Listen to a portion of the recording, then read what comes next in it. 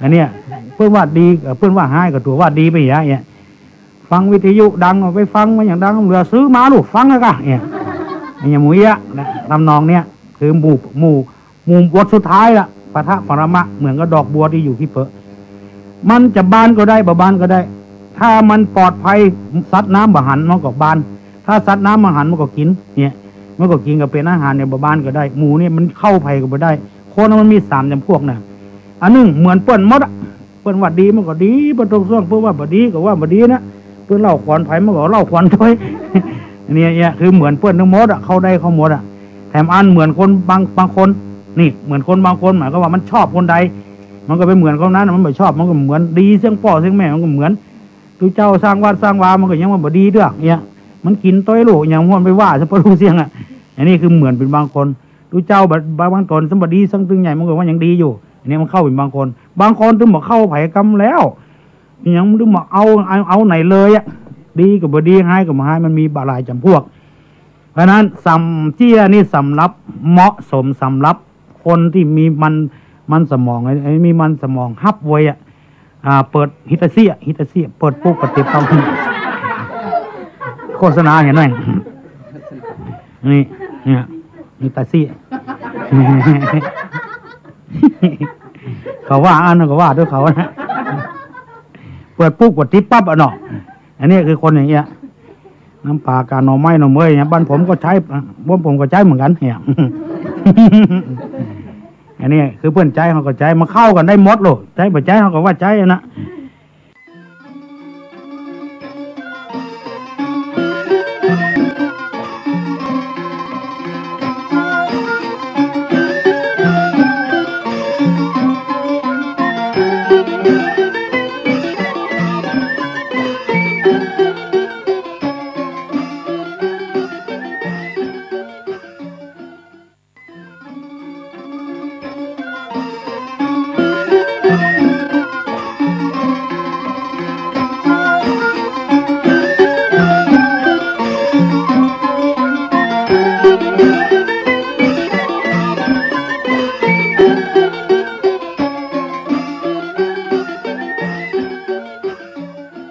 เชื่อต่อไปนี้เป็นคำสอนด้วยนะคำสอน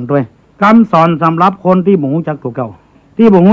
าหมายก็ว่าตัวเป็นลูกจ้างเนี่ยเจ้านายว่าอย่างเพิ่นด่าเพิ่นเอ็กซ์เพิ่นเนี่ยหมู่เนี่ยบ่ฮู้จักตัวเก่าบางทีก็เป็นเจ้านายบ่ฮู้จดตัวเป็นเจ้านายกลับไปว่าอย่างบ่ถูกบ่เถื่อเนี่ยเฮาจ้างเขากาเฮาเป็นลูกน้องเขากาเฮาเป็นอย่างกาฮู้จักตัวเก่าแกก็มีแคว้นก็มีแล้วยังจะรู้เป็นแกทุกเพิ่นเป็นแคว้นทุกเพิ่นเนี่ยวัดบางวัดนะเข็มตุเจ้าเพราะอย่างเพราะศรัทธาหมูจากตุเก่าไปคุมอำนาจของตุเจ้าเหี่ยมหมดไปว่าสักเตื้อเข้าเย็นตกเหี้ยก็เดือดตุเจ้าด่าตุเจ้าไม่ใช่จ้างมาเฝ้าเข้าเย็นหนูนะแต่น่ะโอ้งานมันมีหลายอย่างนะลูกเนี่ยเอาอย่าว่าเอาตุเจ้าเหรอก่อนนะเด้อตุเจ้างานที่สำคัญมันมีอยู่4อย่างเนาะ1ปกครองพระเนนเนี่ย2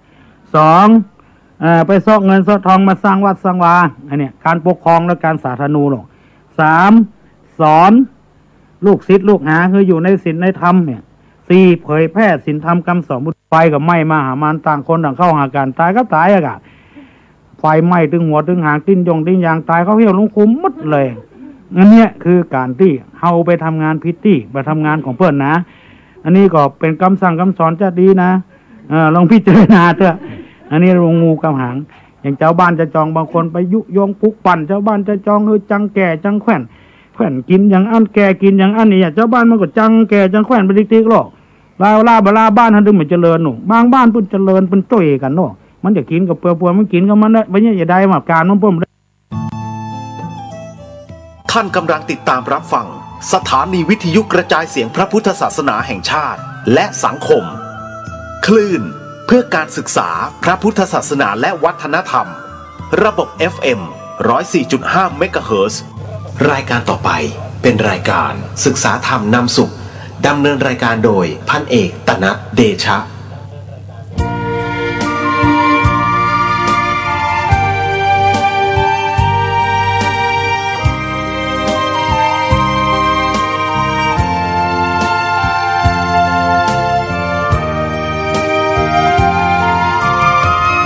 วั เศษสถานเหมือนทิพย์วิมานของหมู่ประชาสะอาด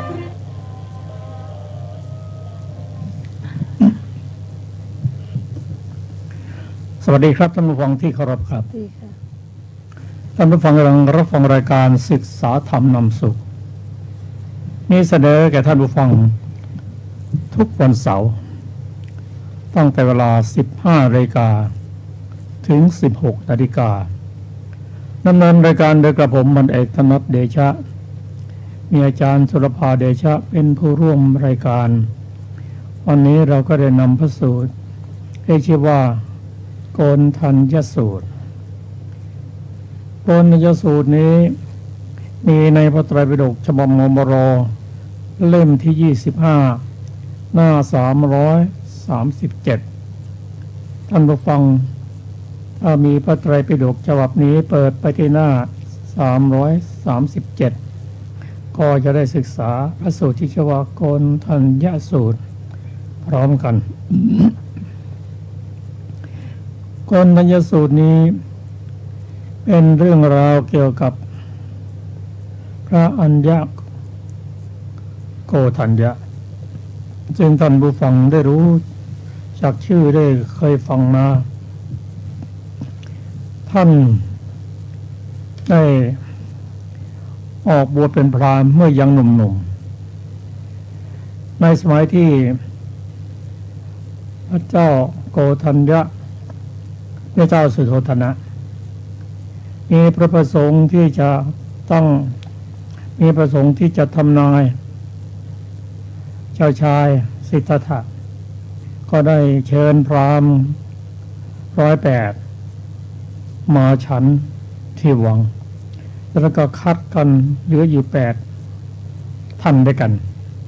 ท่านอัญญาโกทัญญะนี้เป็นผู้ที่หนุ่มที่สุดของพราหมณ์จำนวน8ท่านนั้นในการทำนายลักษณะกุศลลักษณะของเจ้าชายสิทธัตถะนั้นท่านเป็นรูปเดียวเป็นองค์เดียวเป็นท่านเดียวที่ทำนายว่า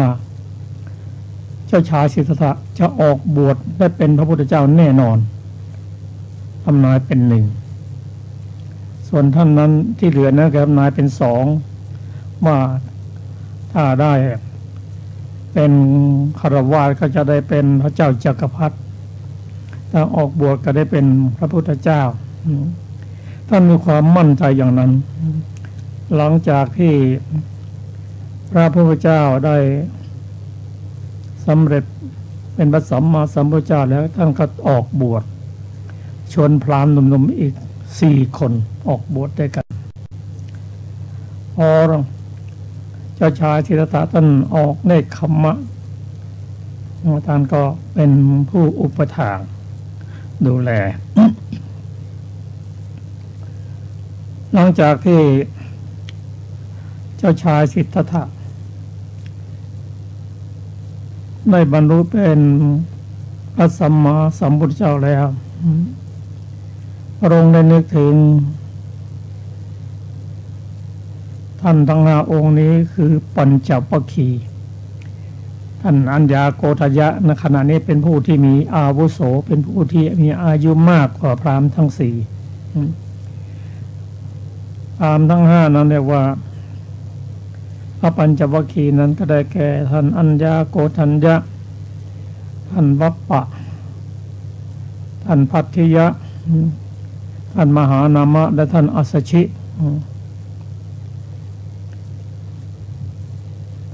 พระองค์ได้เสด็จมาโปรดซึ่งอยู่ระนาที่กันอันอาจจะมาจากองค์พันปัญจวัคคีย์ท่านปลีกตัวออกหลังจากที่เข้าใจว่าเจ้าชายสิทธัตถะนั้นเป็นผู้ละความพยายามเลิกอดอาหารแต่ก็แสดงทำได้ต้องใช้เวลานานพอสมควรเป็นพระมหากรุณาธิคุณพระองค์ตรัสว่า จงฟังแต่เราจะแสดงธรรมไม่ฟังท่านก็ไม่ยอมตอนสุดท้ายว่าเคยได้ยินหรือเปล่าว่าเราได้ตรัสรู้เป็นพระสัมมาสัมพุทธเจ้าแล้วไม่ได้ยินพระองค์แสดงธรรม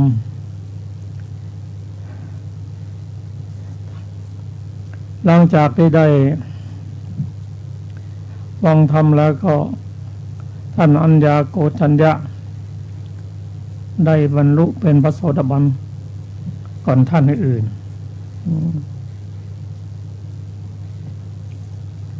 ได้ตรัสรู้ธรรมในวัน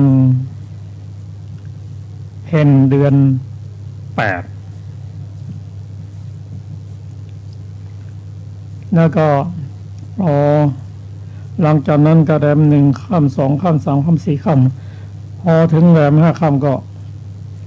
รับปัญจวัคคีย์ทั้งหมดก็ได้บรรลุเป็นพระอรหันต์ส่วนวันที่ท่านอัญญาโกฏัญญะได้บรรลุเป็นพระโสดาบันนั้นก็ทำให้เกิดสังฆะขึ้นมามีพระพุทธเจ้ามีพระธรรมเจ้ามีพระสังฆเจ้าเป็นภิกษุองค์แรก ท่านเข้ามาบวชใน พระพุทธศาสนาแล้วพร้อมด้วยพระอรหันต์อีก4 รูปรวมทั้งหมดทั้งพระพุทธเจ้าก็มีพระอรหันต์สมัยนั้นอยู่6 รูปด้วยกัน พระองค์ใน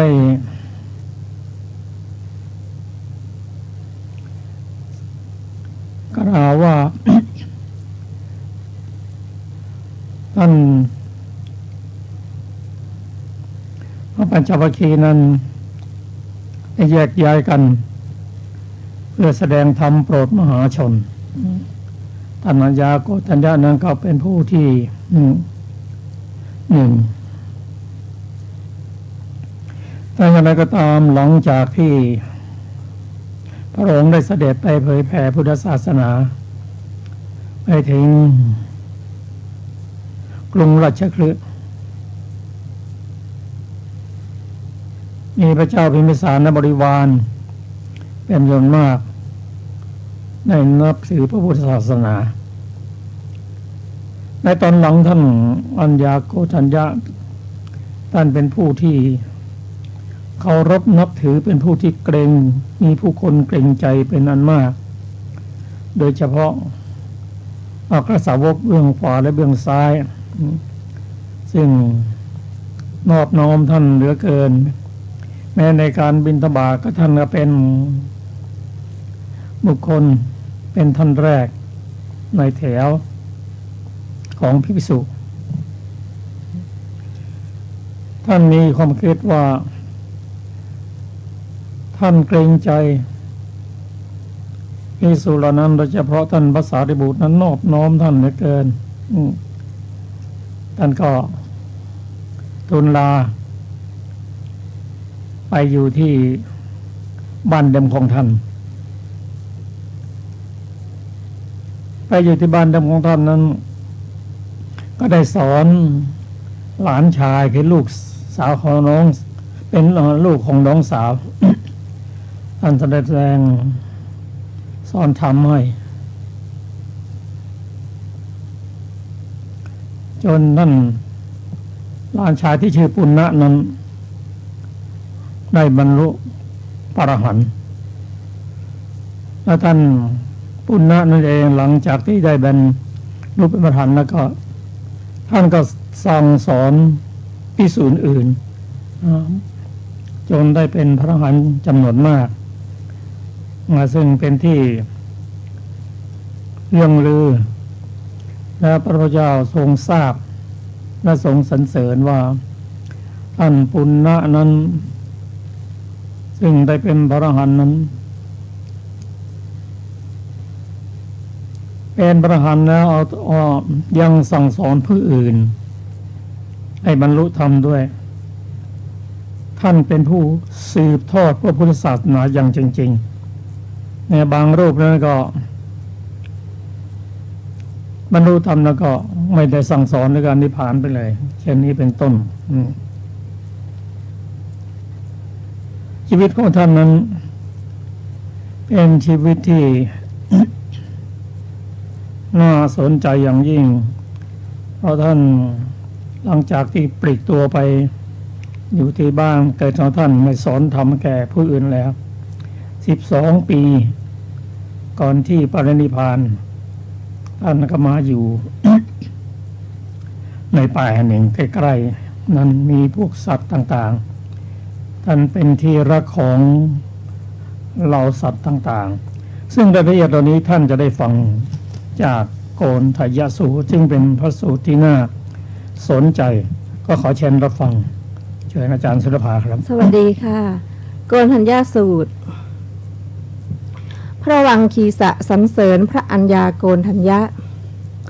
สมัยหนึ่งพระผู้มีพระภาคเจ้าประทับอยู่หน้าพระวิหารเชตวันขออภัยพระวิหารเวฬุวันอันเป็นที่พระราชทานเหยื่อแก่กระแตกรุงราชคฤห์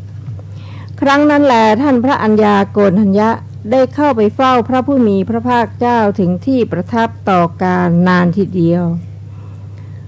ครั้นแล้วได้หมอบลงแทบพระบาททั้งสองของพระผู้มีพระภาคเจ้าด้วยเสียงกล้าว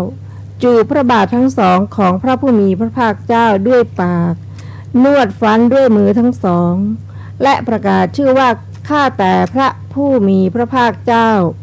ข้าพระองค์ชื่อว่าโกณฑัญญะข้าแต่พระสุคตข้าพระองค์ชื่อว่าโกณฑัญญะดังนี้ครั้งนั้นแลท่านพระวังคีสะมีความคิดดังนี้ว่าท่านพระอัญญาโกณฑัญญะนี้นานนักทีเดียวจึงได้เข้าเฝ้าพระผู้มีพระภาคเจ้าครั้นเข้าเฝ้าแล้วได้หมอบลงแทบพระบาททั้งสองของพระผู้มีพระภาคเจ้าด้วยเสียงกล้าวจูบพระบาททั้งสองของพระผู้มีพระภาคเจ้าด้วยปากนวดฟันด้วยมือทั้งสองและประกาศชื่อว่าข้าแต่พระผู้มีพระภาคเจ้าข้าพระองค์ชื่อว่าโกณฑัญญะข้าแต่พระสุคตข้าพระองค์ชื่อว่าโกณฑัญญะอย่ากระนั้นเลยเราพึงชมเชยท่านพระอัญญาโกณฑัญญะในที่เฉพาะพระพักของพระผู้มีพระภาคเจ้าด้วยคาถาทั้งหลายตามสมควรเถิดครั้งนั้นแลท่านพระวังคีสะลุกขึ้นจากอาสนะแล้วประนมอัญชลีไปทางที่พระผู้มีพระภาคเจ้าประทับแล้วได้กราบทูลพระผู้มีพระภาคเจ้าดังนี้ว่าข้าแต่พระผู้มีพระภาคเจ้าเนื้อความนี้ย่อมแจ่มแจ้งกะข้าพระองค์ข้าแต่พระสุคตเนื้อความนี้ย่อมแจ่มแจ้งกะข้าพระองค์พระผู้มีพระภาคเจ้าได้ตรัสว่าเนื้อความนั่นจงแจ่มแจ้งกะเธอเถิดวังคีสะดังนี้ครั้งนั้นแลท่านพระวังคีสะได้ชมเชยท่านพระอัญญาโกณฑัญญะเฉพาะพระพักพระผู้มีพระภาคเจ้าด้วยคาถาทั้งหลายอันสมควรว่าพระโกณฑัญญะเถระนี้เป็นผู้ตรัสรู้ตามพระพุทธองค์เป็นผู้มีความเพียรเครื่องก้าวหน้าอย่างแรงกล้าเป็นผู้ได้ทำเครื่องอยู่เป็นสุขทั้งหลายอันเกิดแต่วิเวกเนืองนิดคุณอันใดอันพระสาวกผู้ทำตามคำสอนของพระศาสดาพึงบรรลุคุณอันนั้นทุกอย่างอันพระโกณฑัญญะเถระนั้นเป็นผู้ไม่ประมาทศึกษาอยู่บรรลุแล้วโดยลำดับ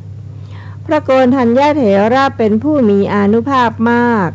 เป็นผู้ได้วิชชา3เป็นผู้ฉลาดในเจโตปริยญาณเป็นทายาทของพระพุทธองค์ว่าอยู่ซึ่งพระบาททั้งสองของพระศาสดาดังนี้อรรถกถาโกณฑยสูตร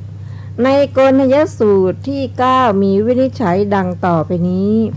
บทว่าอัญญาโกณฑัญโยได้แก่พระเถระที่ได้ชื่ออย่างนั้นเพราะรู้ทั่วถึงธรรมก่อนเขา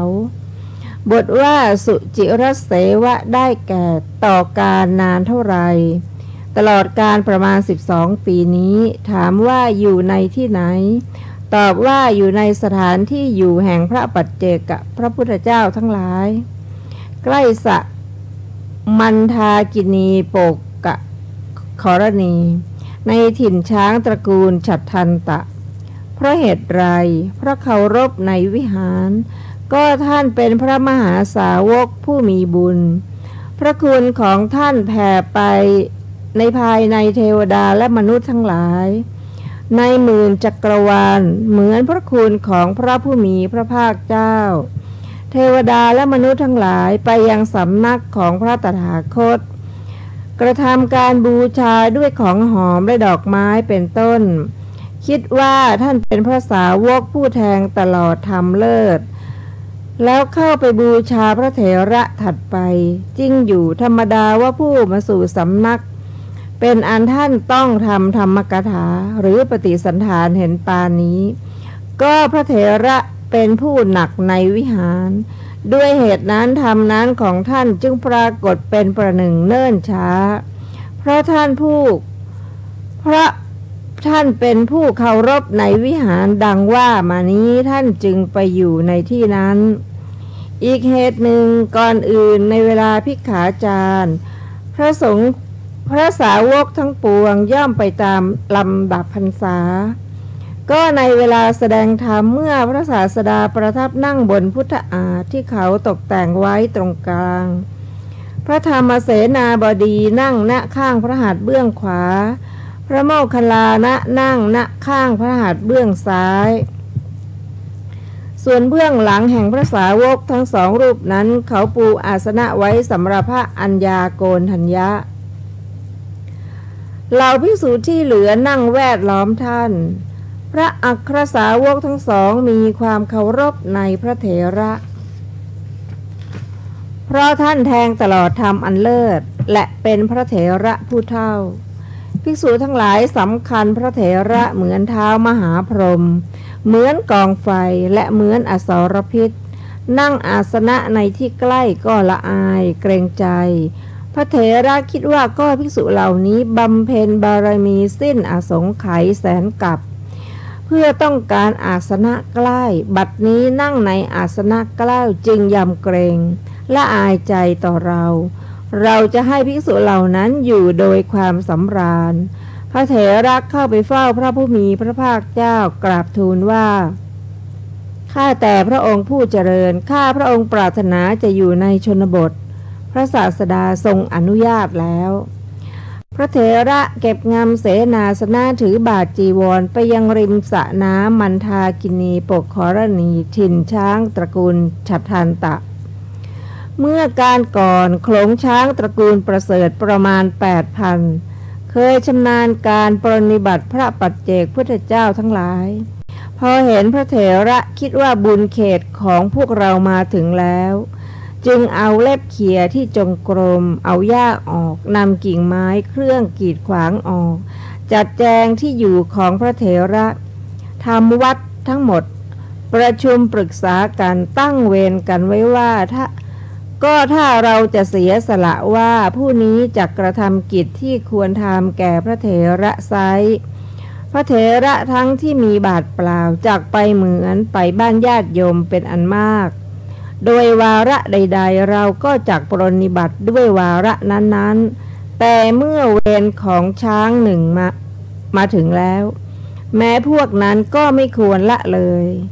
ช้างตัวที่อยู่เวรตั้งน้ำบ้วนปากและไม้สีฟันทำวัดแด่พระเถระแต่เช้าตรู่ก็สระปกขรณีชื่อมันทากินีนี้กว้าง50 โยชน์สระนั้นไม่มีสาหร่ายหรือจอกแหนในที่ประมาณ25 โยชน์น้ำนั้นแลย่อมใสเหมือนสีแก้วผลึกต่อแต่นั้นมีดงปทุมขาวแผ่ขยายไปถึงไปกึ่งโยชน์ในน้ำแค่ยืนตั้งล้อมสระ50 โยชน์ถัดจากนั้นอันดับแรกมีดงปทุมแดงขนาดใหญ่ถัดจากนั้นดงกุมุดแดงถัดจากนั้นดงกุมุดขาวถัดจากนั้นดงอุบลเขียวถัดจากนั้นดงอุบลแดงถัดจากนั้นดงข้าวสาลีแดงมีกลิ่นหอมถัดจากนั้นผลเกิดแต่ต้นไม้เถามีรสอร่อยมีฟักทองน้ำเต้าและฟักเขียวเป็นต้นถัดจากนั้นดงอ้อยแผ่ขยายไปกึ่งโยชน์ในดงอ้อยนั้นมีอ้อยแต่ละต้นขนาดเท่าต้นหมากถัดจากดงกล้วยซึ่งมีคนกินผลสุกถึง2 ผลย่อมลำบากถัดจากนั้นดงขนุนมีผลขนาดตุ่มถัดจากนั้นดงมะม่วงป่าชมพู่ดงมะขวิด โดยย่อในสระนั้นขึ้นชื่อว่าผลไม้ที่กินได้ไม่พึงกล่าวว่าไม่มี ในเวลาดอกไม้บานหอมลมหอบละอองเกสรเป็นเกลียวไปไว้บนใบกอปทุมในใบกอปทุมนั้นหยาดน้ำตกเป็นหยดหยดสุกด้วยอาทิตย์เผาย่อมเป็นเหมือนน้ำตาลเคี่ยวนี้ชื่อว่าโปกขระมัทุน้ำหวานบนใบบัวช้างทั้งหลายนำโปกขระมัทุนั้นมาถวายพระเถระรากบัวขนาดเท่าหัวไถ แม้รากบัวนั้นช้างทั้งหลายก็นำมาถวายเง่าบัวมีขนาดเท่ากลองและใบบัวใหญ่เง่าบัวนั้นแต่ละข้อมีน้ำนมประมาณหม้อหนึ่งเง่าบัวนั้นช้างทั้งหลายก็นำมาถวายช้างทั้งหลายปรุงเมล็ดบัวกับน้ำตาลกรวดถวายเอาอ้อยวางบนแผ่นหินแล้วใช้เท้าเหยียบน้ำหวานไหลออกขังเต็มแอ่งและบ่อสุกด้วยอาทิตย์เผากลายเป็นนมก้อนดั่งก้อนหินนมก้อนนั้นช้างทั้งหลายก็นำมาถวายในขนุนกล้วยมะม่วงสุกเป็นต้นไม่จำต้องกล่าวถึงเทพบุตรชื่อนาคทันตะอยู่ณเขาไกรลาศพระเถระไปที่ประตูวิมานของเทพบุตรนั้นบางครั้งบางคราวเทพบุตรนั้นเอาข้าวปลายาตไม่มีน้ำที่หุงปรุงเนยใสใหม่และผงน้ำหวานบนใบบัวบรรจุเต็มบาตรถวายได้ยินว่าครั้งพระสัมมาสัมพุทธเจ้าพระนามว่ากัสสปะท่านได้ถวายสลากน้ำนมพร้อมด้วยเนยใสหอมระรื่นตลอด20,000 ปีด้วยเหตุนี้โภชนะจึงเกิดแก่ท่านด้วยอาการอย่างนี้พระเถระอยู่อย่างนี้ตลอด12 ปีตรวจดูอายุสังขารของตนรู้ว่าสิ้นแล้วคิดว่าเราจักปรินิพพานที่ไหนเหาะไปยังสำนักพระผู้มีพระภาคเจ้าด้วยคิดว่าช้างทั้งหลายบำรุงเราถึง12 ปีกระทำกิจที่ทำได้ยากเราจะขออนุญาตพระศาสดาปรินิพพานที่ใกล้ๆช้างเหล่านั้นแหละเพราะเหตุนั้นท่านจึงกล่าวว่าสุจิรัสเสวะเยนะภควาเตนุปสังกมิดังนี้บทว่านามันจะความว่าพระเถระประกาศชื่อเพราะเหตุไรเพราะคนบางพวกจำพระเถระได้บางพวกจำไม่ได้บรรดาคนเหล่านั้นพระเถระคิดว่าคนเหล่าใดไม่รู้จักเราจักคิดร้ายว่าพระแก่ศีรษะขาวโพลนหลังโกงซี่โครงคดรูปนี้ทำปฏิสันถานกับพระศาสดาคนเหล่านั้นจักเต็มในอบายแต่คนเหล่าใดรู้จักเราจักเลื่อมใสว่าเป็นมหาสาวกปรากฏใน10,000 จักรวาลเหมือนพระศาสดาคนเหล่านั้นจักเข้าถึงสวรรค์ดังนี้เมื่อจะปิดทางอบายเปิดทางสวรรค์สำหรับสัตว์เหล่านั้นจึงประกาศชื่อบทว่าพุทธานุพุทโธความว่าพระพุทธเจ้าตรัสรู้สัจจะสี่ก่อนพระเถระตรัสรู้ภายหลังเพราะฉะนั้นท่านจึงเรียกว่าพุทธานุพุทธะผู้ตรัสรู้ตามพระพุทธองค์บทว่าติพนิกะโมได้แก่มีความเพียรมั่นบทว่าวิเวกานังได้แก่วิเวก3ด้วยบทว่าเตวิชโชเจโตปริยายะโกวิโทนี้ท่านกล่าวถึงอภิญญา4ในบรรดาอภิญญา6อีก2อภิญญานอกนี้แม้ไม่ได้กล่าวถึงก็จริงแต่พระเถระก็ได้อภิญญา6แน่นอนและบริษัทได้ประชุมกันในเวลาจบคาถานี้พระเถระรู้ว่าบริษัทประชุมกันจึงทำปฏิสันถานกับพระศาสดาขออนุญาตการปรินิพพานว่าข้าแต่พระองค์ผู้เจริญอายุสังขารของข้าพระองค์สิ้นแล้วข้าพระองค์จักปรินิพพานพระผู้มีพระภาคเจ้าตรัสถามว่าโกณฑัญญะเธอจักปรินิพพานที่ไหนทูลว่าข้าแต่พระองค์ผู้เจริญ ช้างทั้งหลายที่เป็นอุปถากของข้าพระองค์ได้กระทำกิจที่ทำได้ยากข้าพระองค์จักปรินิพพานในที่ใกล้ช้างเหล่านั้นพระศาสดาทรงอนุญาตพระเถระธรรมประทักษิณพระทศพลแล้วกราบทูลว่าข้าแต่พระองค์ผู้เจริญการเห็นครั้งนี้เป็นการเห็นครั้งแรกของข้าพระองค์ครั้งนี้เป็นการเห็นครั้งสุดท้ายดังนี้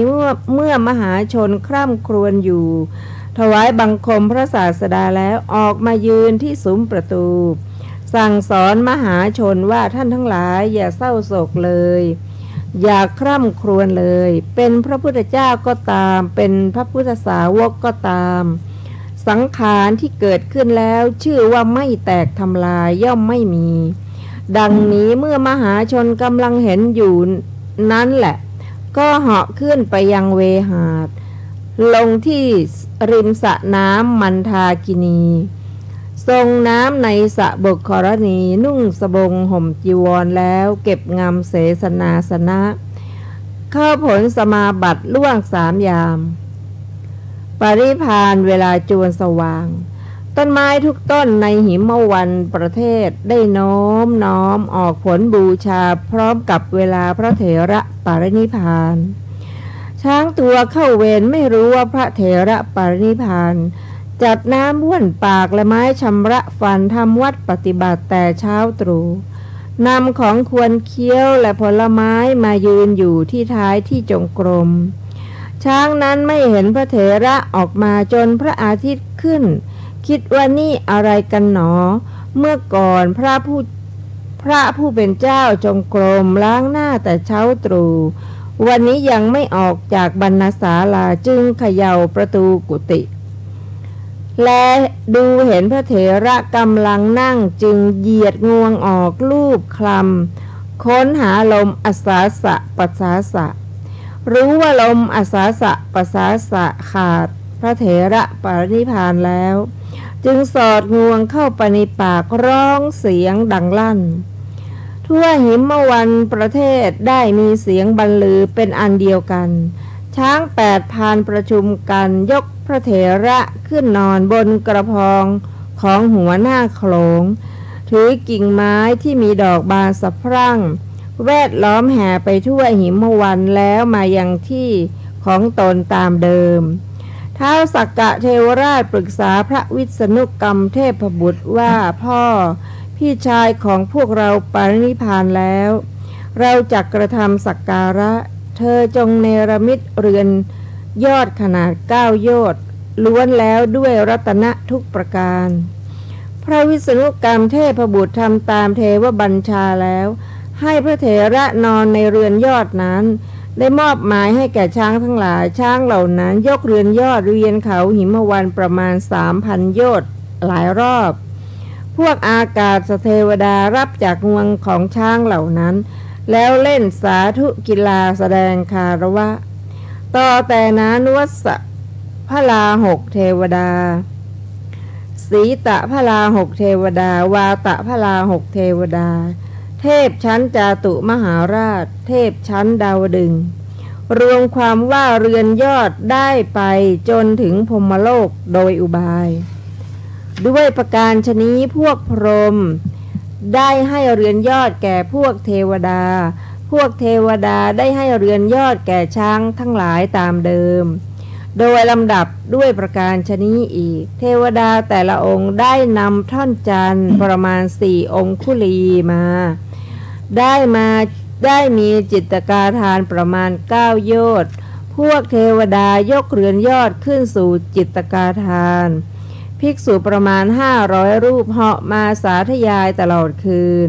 พระอนุรุตเถระแสดงธรรมเทวดาเป็นอันมากได้ตรัสรู้ธรรมวันรุ่งขึ้นเวลาอรุณขึ้นนั่นเองเทวดาทั้งหลายให้ดับจิตกาทานแล้วเอาพระธาตุมีสีดังดอกมะลิตูมบรรจุผ้ากรองน้ำนำมาวางไว้ในพระหัตถ์ของพระศาสดาในเมื่อพระองค์เสด็จออกถึงซุ้มประตูพระวิหารเวลุวันพ ระศาสดาทรงรับผ้ากรองน้ำบรรจุพระธาตุแล้วทรงเหยียดพระหัตถ์ไปที่แผ่นดินพระเจดีย์เหมือนฟองเงินชำแรกแผ่นดินใหญ่ออกมา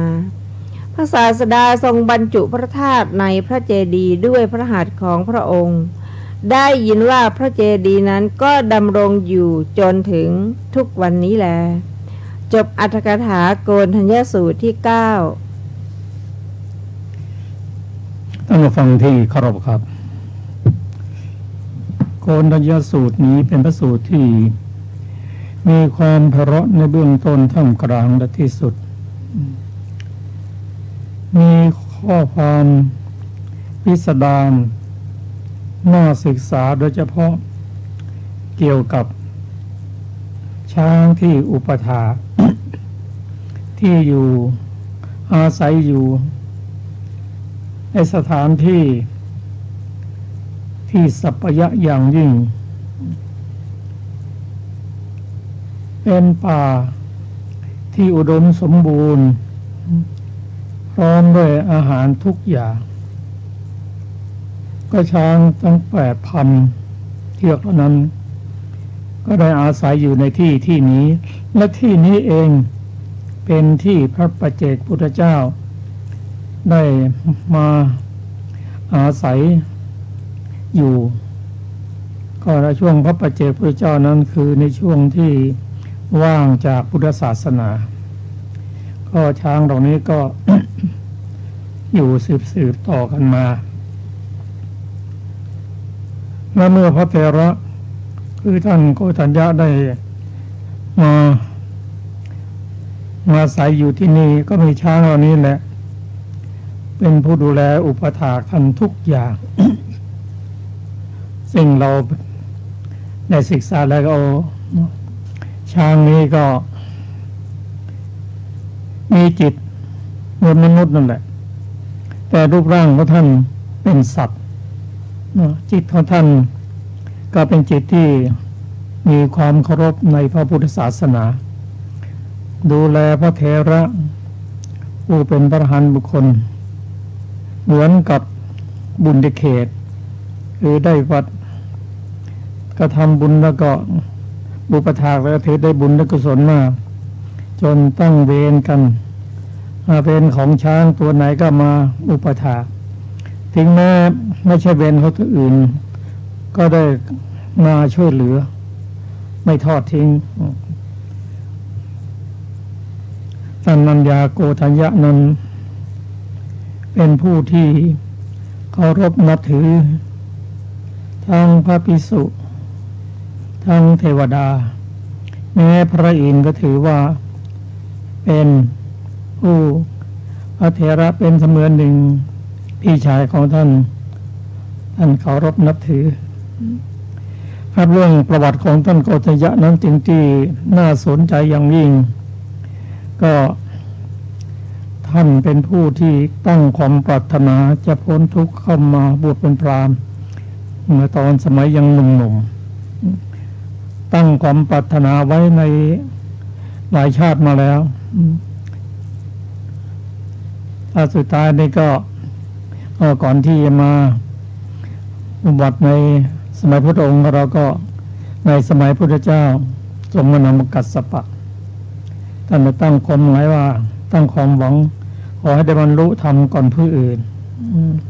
ท่านก็ได้บรรลุธรรมก่อนผู้อื่นเมื่อเราได้ข้อคิดอันนี้ว่าการตั้งความปรารถนาเป็นสิ่งหนึ่งซึ่งพระองค์ได้ตรัสไว้และความสำเร็จของอรหันต์ทั้งหมดก็ตั้งอยู่ในความปรารถนาเท่านั้นถ้าเราได้น้อมนำส่วนนี้มาปฏิบัติคือทุกครั้งเมื่อเราไหว้พระสวดมนต์ทำบุญใส่บาตรตั้งความปรารถนาไว้อย่างมากที่สุดขอให้พ้นจากทุกข์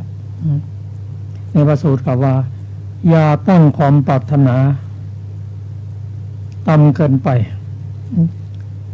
เช่น อยากจะร่ำจะรวยหรืออะไรอย่างนี้เป็นต้นนะคนจะสูงกว่านั้นแม้ในที่สุดท่านก็กล่าวว่าถ้าเป็นมนุษย์ก็ขอให้เกิดในตระกูลที่เป็นสัมมาทิฏฐิก็เราน้อมนำสิ่งนี้มาประพฤติคือตั้งความปรารถนาไว้ตั้งเข็มทิศเข้าไว้ถ้านั้นก็เลื่อนลอยนะโดยเฉพาะในสมัยปัจจุบันซึ่งพระพุทธเจ้าปรินิพพานไป 2,600 กว่าปีไปแล้วตั้งความปรารถนาว่าได้ทำบุญก็ได้มีโอกาสได้ทำบุญกับผู้มีสติมีปัญญามีศีลสมาธิปัญญาขอให้ได้พ้นจากทุกข์เข้าสู่พระนิพพานอันนี้ก็เป็นส่วนหนึ่งที่เราได้รับความรู้จากพระสูตรนี้นอกนั้นก็มีอีกมามีจำนวนมากมายท่านอัญญาโกฏัญญะนั้นท่านเป็นพระอรหันตบุคคลผู้ได้สำเร็จวิชา3คืออุเพนิวาสานุสติญาณคือระลึกชาติได้เป็นจำนวนมากจุตูปปาตญาณสามารถจะเห็นการเกิดการตายของบุคคลอื่นว่าบุคคลนั้นทำดีทำชั่วอย่างไรไปสู่คติอย่างไรและที่อีกอย่างหนึ่งก็คืออาวสขยญาณคือกำจัดกิเลสโลภะโทหะโมหะได้ก็เป็นพระอรหันตบุคคลนอกจากนั้นท่านยังมีเจโตปริยญาณในอภิญญาครบหมดแล้วท่านก็อ่อนน้อมถ่อมตนเกรงใจผู้อื่นแต่ท่านก็เป็นธรรมทายาทคือสืบต่อพระพุทธศาสนาในวาระสุดท้ายนั้นท่านมาอยู่ในป่าที่ป่านั้นเป็นป่าที่สมบูรณ์มีช้าง 8,000 น่าจะเห็นนะครับช้างนั้นก็เหมือนกับมนุษย์เรานั่นแหละก็เกิดแก่เจ็บตายกลัวภัยถ้าเราเข้าใจอย่างนี้แล้วเราก็ จะเห็นว่าช้างนั้นเป็นขันธ์ 5ที่ใกล้กับมนุษย์อาศัยช้างนี่แหละตั้งแต่สมัยแม่พระพุทธองค์ก็ได้อาศัยช้างนั้นเพราะฉะนั้นผู้ที่มีความ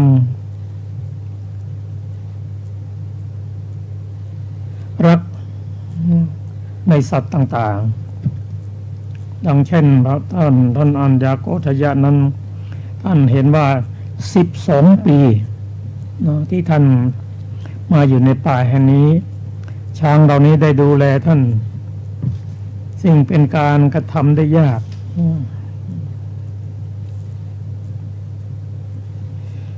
ก็มีคำถามว่า พระนโยกัณฑยะเนี่ยอัญญาโกฏัญญะเนี่ยมันรู้ธรรมด้วยการฟังธรรมชื่ออะไรนั่นก็คือพระธรรมจักรกับปวัตนสูตรซึ่งเราได้ฟังมาบ่อยซึ่งพระสูตรนี้เป็นสูตรที่มีความไพเราะเบื้องต้นท่ามกลางและที่สุดมีโอกาสเราได้นำสูตรนี้มาศึกษา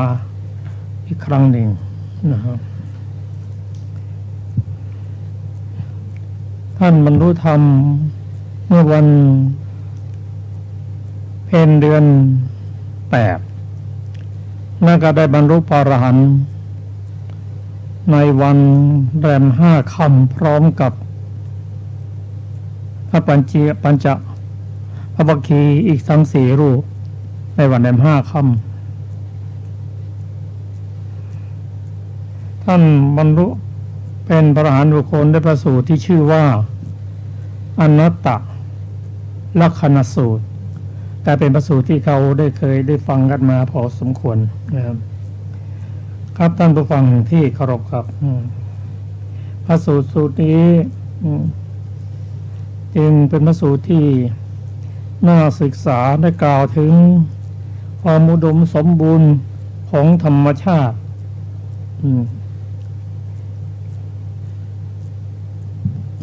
ในพระสูตรได้กล่าวว่าความสมบูรณ์ของธรรมชาตินั้นผลไม้ต่างๆมีกล้วยต่างๆกล้วยนั้นก็ ผลใหญ่นะใครจะกิน2 ลูกนะก็กินไม่หมดหรอกรสชาตินั้นไม่ต้องห่วงเพราะว่าสมัยใดคนมีกิเลสน้อยรสชาติของอาหารของพืชพันธุ์จะมีทั้งกลิ่นทั้งรสทั้งโอชาหมดก็พูดถึงเรื่องนี้ในสมัยที่ผู้มีอายุตั้งแต่80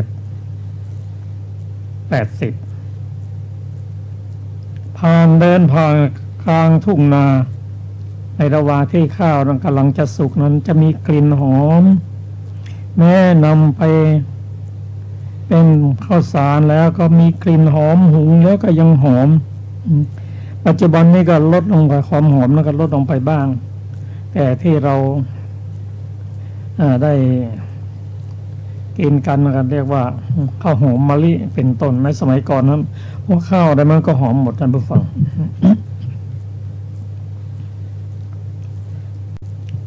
ครับเรื่องของท่านนัญญาโกฏยานั้นประวัติของท่านนั้นจริงเป็นประวัติที่น่าสนใจศึกษาครับท่านผู้มีพระไตรปิฎกฉบับไหนก็ได้ฮะพ้นดูประวัติของท่านนัญญาโกฏยะแล้วน้อมนำมาพิจารณาก็จะได้เนื้อหาสาระ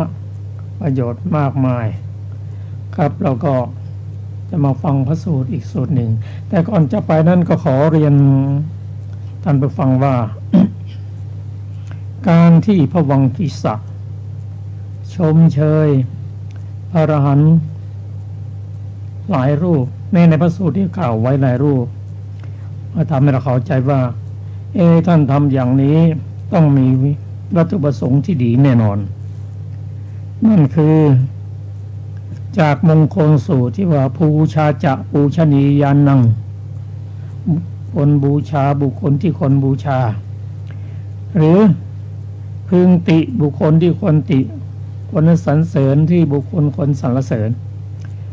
ถ้าไม่สรรเสริญคนดีแล้วก็ยังไม่ครบยังขาดตกบกพร่องอยู่ในทำนองเดียวกันถ้าไม่ติบุคคลที่ไม่ดีไม่สรรเสริญบุคคลดีแล้วก็ยังไม่ครบถ้วนอันนี้ก็เป็นส่วนหนึ่งที่มีอยู่ในพระสูตรนี้ครับก็ขอเชิญอาจารย์สุภานำพระสูตรอีกสูตรหนึ่งมาศึกษากันพระสูตรต่อไปโมคคัลลานสูตรพระวังคีสะสรรเสริญพระโมคคัลลานะสมัยหนึ่งพระผู้มีพระภาคเจ้าประทับณกาลศิลาข้างภูเขาอิสิคิลิกรุงราชคฤห์พร้อมด้วยภิกษุสงฆ์หมู่ใหญ่ประมาณ500 รูปล้วนเป็นพระอรหันต์ทั้งหมดได้ยินว่าท่านพระโมคคัลลานะตามพิจารณาจิตอันหลุดพ้นพิเศษจากกิเลสอันหาอุปธิมิได้ของภิกษุเหล่านั้นด้วยจิตอยู่ครั้งนั้นแลท่านพระวังคีสะมีความคิดดังนี้ว่าพระผู้มีพระภาคเจ้านี้แลประทับอยู่ที่กาลศิลาข้างภูเขาอิสิคิลิกรุงราชคฤห์พร้อมด้วยภิกษุสงฆ์หมู่ใหญ่ประมาณ500 รูปล้วนเป็นพระอรหันต์ทั้งหมดท่านพระมหาโมคคัลลานะก็ตามพิจารณาจิตอันหลุดพ้นพิเศษจากกิเลสอันหาอุปธิไม่ได้ของภิกษุเหล่านั้นด้วยจิตอยู่อย่ากระนั้นเลยเราพึงชมเชยท่านพระมหาโมคคัลลานะเฉพาะพระพักของพระผู้มีพระภาคเจ้าด้วยคาถาทั้งหลายอันสมควรเถิดครั้งนั้นแลท่านพระวังคีสะลุกขึ้นจากอาสนะทำผ้าห่มเฉวียงบ่าข้างหนึ่งประนมอัญชลีไปทางที่พระผู้มีพระภาคเจ้าประทับแล้ว ได้กราบทูลพระผู้มีพระภาคเจ้าดังนี้ว่าข้าแต่พระผู้มีพระภาคเจ้าเนื้อความนี้ย่อมแจ่มแจ้งกะข้าพระองค์ข้าแต่พระสุคตเนื้อความนี้ย่อมแจ่มแจ้งกะข้าพระองค์พระผู้มีพระภาคเจ้าตรัสว่าเนื้อความนั่นจงแจ่มแจ้งกะเธอเถิดวังคีสะครั้งนั้นแลท่านพระวังคีสะได้ชมเชยท่านพระมหาโมคคัลลานะเฉพาะพระพักพระผู้มีพระภาคเจ้าด้วยคาถาทั้งหลายอันสมควรว่าพระสาวกทั้งหลายผู้สำเร็จไตรวิชชาผู้ละมฤตยูเสียได้ย่อมนั่งห้อมล้อมพระมุนีผู้ถึงฝั่งแห่งทุกข์ซึ่งประทับนั่งอยู่ที่ข้างแห่งภูเขาพระมหาโมคคัลลานะผู้มีฤทธิ์มากย่อมสอดส่องพระสาวกเหล่านั้นด้วยจิตตามพิจารณาจิตอันหลุดพ้นพิเศษแล้วอันหาอุปธิมิได้ของพระสาวกเหล่านั้นอยู่พระสาวกทั้งหลายย่อมนั่งห้อมล้อมพระโคดมผู้เป็นมุนีซึ่งสมบูรณ์ด้วยพระคุณทั้งปวงอย่างนี้ผู้ถึงฝั่งแห่งทุกข์ผู้ประกอบด้วยพระคุณเป็นอเนกประการดังนี้อรรถกถาโมคคัลลานสูตรในโมคคัลลานสูตรที่10มีวินิจฉัยดังต่อไปนี้บทว่าสมานเวสติได้แก่แสวงหาคือพิจารณาบทว่านัคคัสสะได้แก่ภูเขาบทว่ามุนิงได้แก่พุทธมุนีบทว่าทุกขสะปารักคุงได้แก่ผู้ถึงฝั่งแห่งทุกข์บทว่าสมานเวสังได้แก่พิจารณาอยู่บทว่าเอวังสัพพังคะสัมปันโนปันนังได้แก่สมบูรณ์ด้วยคุณทั้งปวงด้วยอาการอย่างนี้บทว่าอเนการสัมปันนังได้แก่ประกอบด้วยคุณมากมายจบอรรถกถาโมคคัลลานสูตรที่10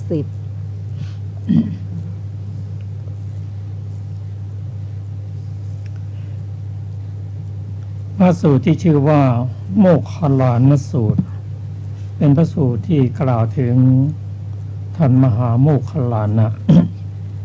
ซึ่งเป็นอัครสาวก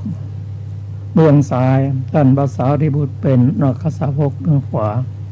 ทั้งสองท่านนี้เป็นเพื่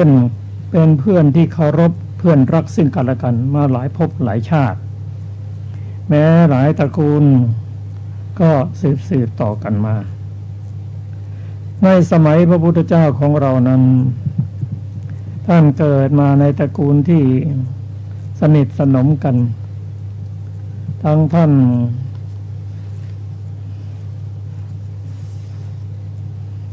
พระสารีบุตรและมหาโมคคัลลานะนั้นเป็นตระกูลที่มหาศาลเป็นตระกูลที่เป็นเศรษฐีว่างั้นเถอะท่านอุปติสสะในสมัยนั้นกับโกริตะสมัยที่ยังไม่ได้เป็นท่านมหาโมคคัลลานะนั้นไปไหนไปด้วยกันสนุกสนานด้วยกันแต่ท่านก็ตั้งความปรารถนาไว้จนแม้ในที่สุดก็ขอให้ได้เป็นอัครสาวกเบื้องขวาเบื้องซ้ายซึ่งพระสารีบุตรท่านได้กล่าวกับท่านอุปติสสะในสมัยนั้นก่อนโน้นในพระพุทธเจ้าก่อนว่าเราได้ตั้งความปรารถนาว่าจะเป็นอัครสาวกเบื้องขวาเพื่อนจงเป็นอัครสาวกเบื้องซ้ายเถิดก็ตั้งความปรารถนาไว้ก็ได้เป็นอัครสาวกตามความปรารถนาเมื่อท่านได้รับการแต่งตั้งจากพระผู้มีพระเจ้าให้เป็นอัครสาวกนั้นในวันเพ็ญเดือน3คือวันมาฆบูชานั่นเอง ซึ่งการแต่งตั้งครั้งนั้น ได้กระทำหลังจากที่ได้ประชุมใหญ่ซึ่งการแต่งตั้งนั้นภิกษุผู้ไม่เข้าใจก็พากันซุบซิบนินทากันว่าพระพุทธเจ้าเห็นแก่หน้าท่านพระสารีบุตรและท่านมหาโมคคัลลานะก็คนอื่นเป็นพระอรหันต์ก่อนก็มีเยอะแยะเป็นผู้พันเตทำไมไม่ทรงแต่งตั้งมีท่านอัญญาโกฏัญญะแล้วก็พระปัญจวัคคีย์ทั้งหมดท่านพยัสสะแม้กลุ่มชาดินก็อาวุธเป็นพันเตเท่านั้นก็โดยพระมหากรุณาธิคุณถ้าไม่ปลดเปลื้องนะพวกที่กล่าวไม่ตรงนะอันตรายพระองค์ทรงแก้ไขให้ว่าภิกษุทั้งหลายเธอกำลัง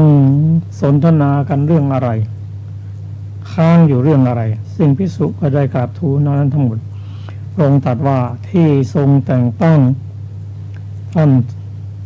ทั้งสองได้เป็นอัครสาวกนั้นก็เพราะท่านทั้งสองนั้นตั้งความปรารถนาไว้อย่างนั้นเขาก็ได้รับความปรารถนาอย่างนั้นแม้ท่านอัญญาโกฏัญญะตั้งความปรารถนาขอให้สำเร็จมีดวงตาเห็นธรรมก่อนผู้อื่นท่านก็ได้รับอย่างนั้นนี่ก็เน้นเรียนตั้งความปรารถนา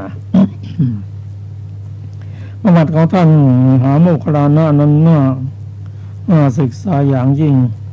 โดยเฉพาะในอดีตชาตินั้นท่านได้สร้างกรรมหนักกุลุกรรมคือเอโตฆาตและมาโตฆาต ฆ่าบิดามารดาลวงไปฆ่าในป่าไปทุบไปตีกรรมนั้นก็ทำให้ท่านต้องตกนรกหมกไหม้และเศษของกรรมก็ตามมาแม้ท่านเป็นพระอรหันต์แล้วเศษของกรรมนั้นก็ตามมาท่านก็ถูกทุบตี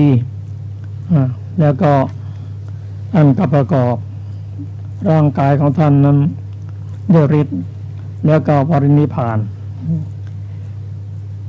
การปรินิพพานของอักษาวกนั้นท่านพระสารีบุตรได้บอกว่าตามธรรมเนียมแล้วก็อักษาวกเราจะต้องนิพพานก่อนพุทธเจ้าท่านพระสารีบุตรนั้นนิพพานก่อนพระพุทธเจ้า7 วันหลังจากนั้นก็ท่านมหาโมคคัลลานะท่านผู้ฟังที่เคารพครับในการศึกษาธรรมนำสุขก็ได้นำพระสูตรที่เกี่ยวกับเรื่องราวต่างๆซึ่งเราได้ศึกษาแล้วก็ได้สาระมากมายก็จะนำเสนอกับท่านผู้ฟังในโอกาสต่อไปและหากท่านผู้ใดมีความสงสัยเรื่องอะไรที่อยากจะสนทนากันก็ขอเชิญถามปัญหาไปโดยเฉพาะในวันอาทิตย์นะเวลา 15 นาฬิกาถึง 17 นาฬิกาในรายการศึกษาพระพุทธศาสนาตามมัตตปิฎกก็ได้กรุณาโทรไปถามโดยว่าเพิ่มเติมหรือจะสนทนาร่วมกันก็ขอเชิญโดยเฉพาะผู้อยู่ใกล้ๆนะใกล้ๆวัดฝายหินนะใกล้ๆวัดฝายหินนะก็ขอเชิญนะครับวันอาทิตย์ช่วงเวลา 3 โมงถึง 5 โมงเย็นณศาลาหลังใหม่ครับสำหรับวันนี้ก็ขอขอบคุณท่านผู้ฟังทุกท่านสวัสดีครับสวัสดีค่ะ